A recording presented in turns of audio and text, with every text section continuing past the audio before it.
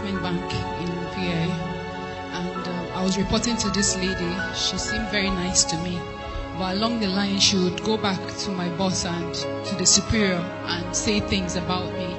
So I kept getting into trouble without knowing why, until one day one of the directors actually called me and brought up an issue, and I explained it. And from that day onwards, he would always want to hear my own side of the story before making a decision.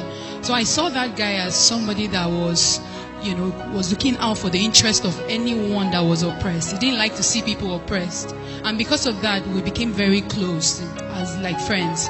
I'll go to his office. He was a director. He wasn't staying in my office, but we needed to interface with him often. So one of the days I went to see him, he was like, let us hang out. And I looked at it, hang out, what bad could come out of hanging out? I don't drink, I don't smoke. And, what bad could come out of it? So I obliged. He gave me an address somewhere in VI to come over.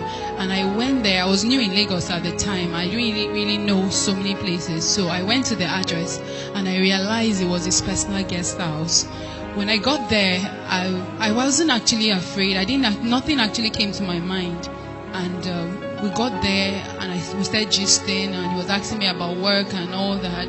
And somewhere along the line, he tried to kiss me, and I was trying to be in the middle of being very rude and still, refusing.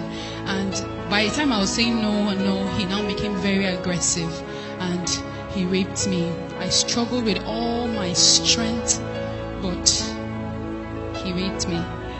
And going through that trauma, it was a very difficult moment for me, because just few years before that time, I was in a relationship from university, and we were engaged to be married. And because I had dwindled from my faith, I was born again when I got into the university. When I got into that relationship, I began to do the world standard of dating, one leg in the church and one leg, the standard of dating. So I had come to a point where I just kept feeling the grace of God leaving me. And I made a resolution that I wanted to stand and serve God with all my heart. And at that time, it was just, I had actually broken up that relationship because of my faith. And I came to Lagos year in and year out. I was not involved in any relationship. I'd made up my mind to keep myself. So when this thing happened, it was really traumatic for me, because I had succeeded for a couple of years and I was having to deal with that. While I was going through that trauma, I couldn't tell anybody. I couldn't tell my colleague. The only person I told was that same boss of mine that used to, put me into trouble. I was really distraught. So I went to her. She saw me really sad and she spoke with me, and I told her, but I didn't tell her who it was. But it happened on the 22nd of December, and the few weeks after, on the 31st of that same month, I went for crossover service, and I was burdened. I had so much pain in my heart. I just needed to cry out, and I cried to God in that service, and I repented. I asked God for forgiveness, because I kept blaming myself for obliging that visit. And as I kept crying and begging God for to cleanse me, to help me, to heal my heart, I came back from that service really feeling free, because I could get myself back again. Because throughout that period when this happened, it was like I was going crazy. A car would actually almost knock me off. The whole incident just kept playing back in my mind, and the trauma was unbearable. So I was going through that incident when I got back on the 1st of January, and I was in my room and I was feeling uncomfortable. So I was like, maybe what's happening? I said, maybe it's because I've not been involved in such an act for such a long time. That's why my body is responding this way, because I was feeling a lot of pain and discomfort. So I now walked down to the hospital, just few streets away from my place, and the doctor did some tests. I told him what happened, and he did some tests, and he said, well, if it is what he's saying, it seems like I'm pregnant, but it's actually too early for him to dictate, so I may have to come back some few days after and check or do a scan. And I went back again, and they realized I was pregnant. And the trauma of it at that point, I thought the rape was bad, but this, I never imagined it in my life, because when I was growing up, I remember I used to always tell myself, I said, Iveren, the day you ever try having an abortion, that's the day you die. And I was one of those names, those children they used to train other people's children. I was I'm not adventurous. I think I analyze my movement. I do everything as one that has wisdom. So at this point, not in my secondary school, my primary school, my university, now I'm working. This is the time that such a thing is happening to me. I was really, really down. And while I was thinking of what will happen, I was saying my parents will kill me. I was really, really down. And then he kept trying to talk to me. He kept trying to call me. I wasn't picking his call. One of the days he called the office, because he was just a director of the company, not a personal staff. He called the office and I had to talk to him because he went through the phone. And when he called me and I said, telling me, I broke out into tears and told him what the outcome of what had happened was. And he said I should come and see him. So I went to see him in his office, and I told him what it was, and he would just allow me cry and cry and cry, and then he'll say, oh my God, your parents are going to kill you.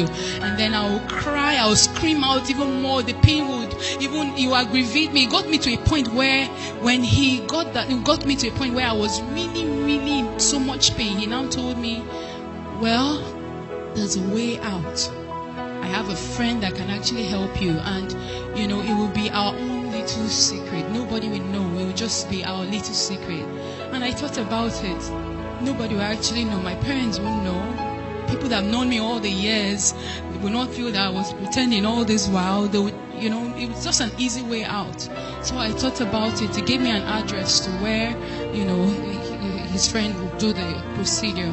And I went to the hospital. Why I went to that hospital was, I remember on my way going there, I remember that word I used to say. The day you ever try doing this, that's the day you will die. I remembered it and I asked God, I said, God, it's not my fault. It's not my fault. This thing happened to me. It was not my fault. Just forgive me. And I just said that, and, I went ahead. When I got there, the doctor, began the procedure, and at some point I was unconscious. I remember I just said, Lord, forgive me for what I'm about to do, and I became unconscious. And then in the seconds that followed, I died. I saw myself lying down in the same hospital, and I was lying down there, and I was standing, and I could see two of me standing. I couldn't understand, how can I be the same person standing and also be the same person lying down? While I was trying to understand two of me, I've been in this earth for a very long time. I've never seen myself in two places, and I was trying to understand it. In the seconds that followed, I got caught up in the air. And I started rejoicing. I said, oh, thank God, because I know heaven is up there. But as I was rejoicing, as I was heading up, the next day I started heading down again. We said heading down, it was a pit. The walls of that pit, it was gross darkness all over. It had a wall stretched out from the face of the deep. You could not see the end of it up, neither could you see the end of it down. And it had cell-like units, compartments, and it had a covering. You could see the kind of poles that time might make in the ground. That was what was covering the walls of that cell. And I was wondering, I was asking myself, what am I doing here? What's happening? What's happening? Everything was happening in flashes. I was asking myself, what's happening? What am I doing here? And before you know it, I found myself on the other side. And it was in that place I realized what was happening. The first thing I saw was a woman. That woman, she had been burning for 100 years, and she'll melt.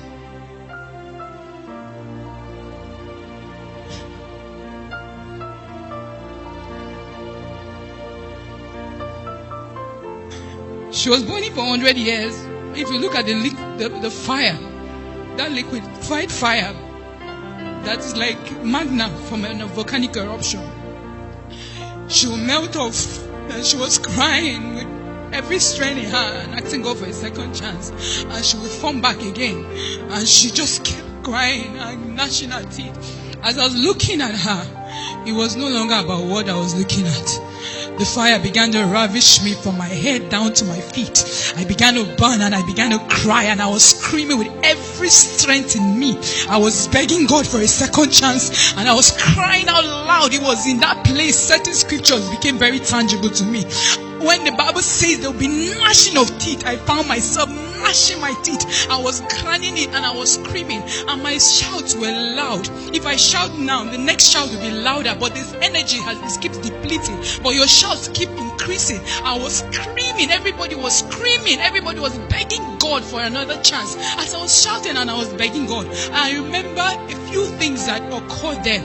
Some of the things that were traumatic for me were the fact that if you just imagine that everybody was shouting, the noise there was enough, was like bomb blast blasting off your ears. If there was no fire, if there was nothing there, just that noise was enough to burst your earballs, but you wouldn't die. Then imagine you cannot breathe. You hold your nose for 1 hour. You cannot breathe, but you cannot die. It was bad and it was painful. I realized as I was going through all these experiences, I realized the smell, the stench in that place. If there was no fire, if there was nothing else, just that stench was bad enough. And in all this, I realized one of the worst pain that I encountered there was the fact that I knew that I was damned. I knew that it was over. I knew there was no hope. That was the worst trauma of it all. The feeling of hopelessness. When you know that you are doomed. No matter what situation you are, you can actually be sick with your body being rotten. As long as you have life, you have hope. You can actually be in prison, sentenced to death.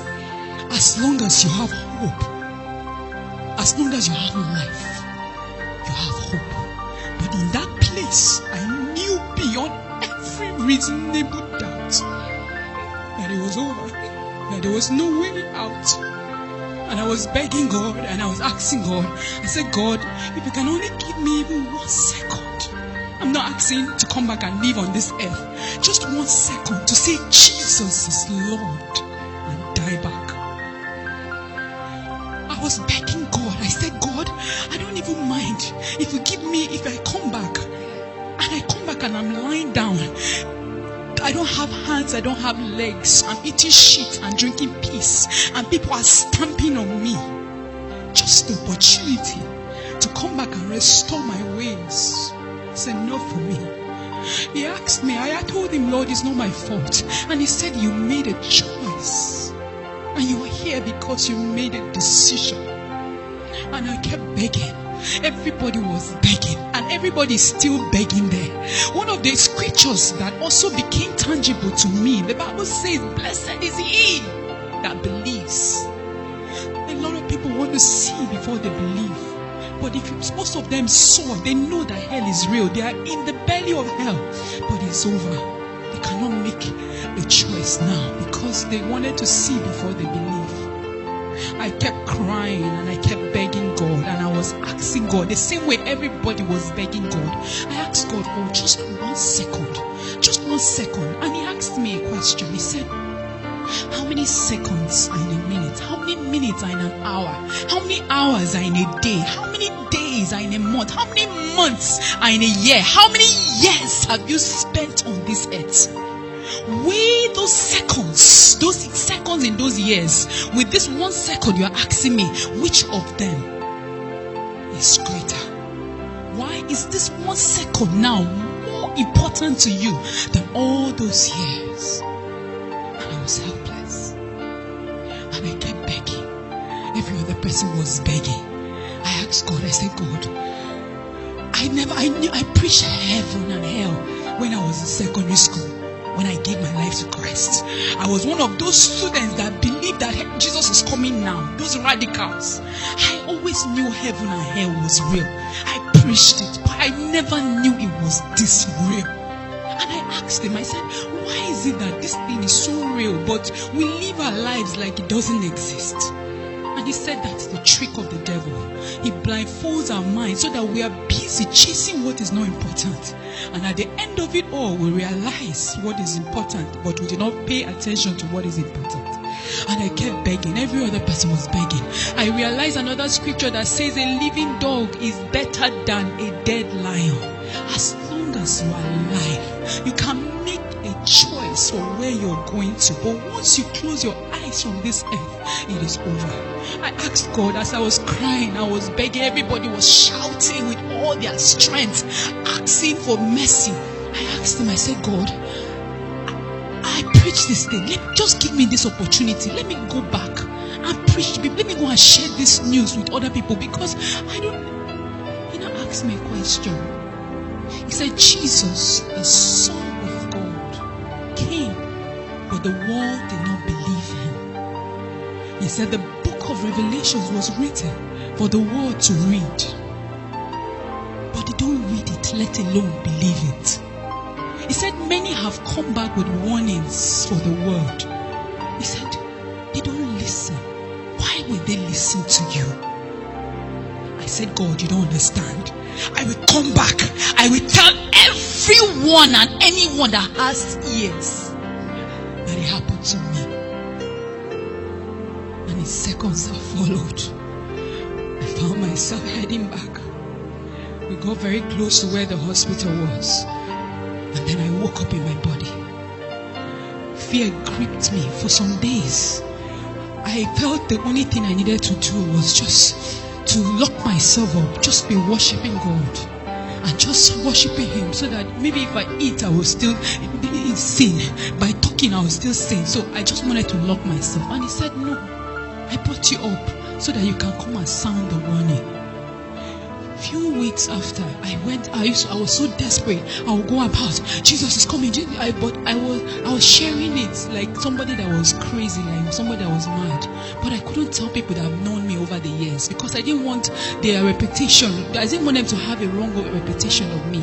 And then one day the Lord told me, he said, for the same reason you died in the first place is the same reason you will die again if you do not go and warn my people. He said, if you love your reputation more than me, you do not deserve me.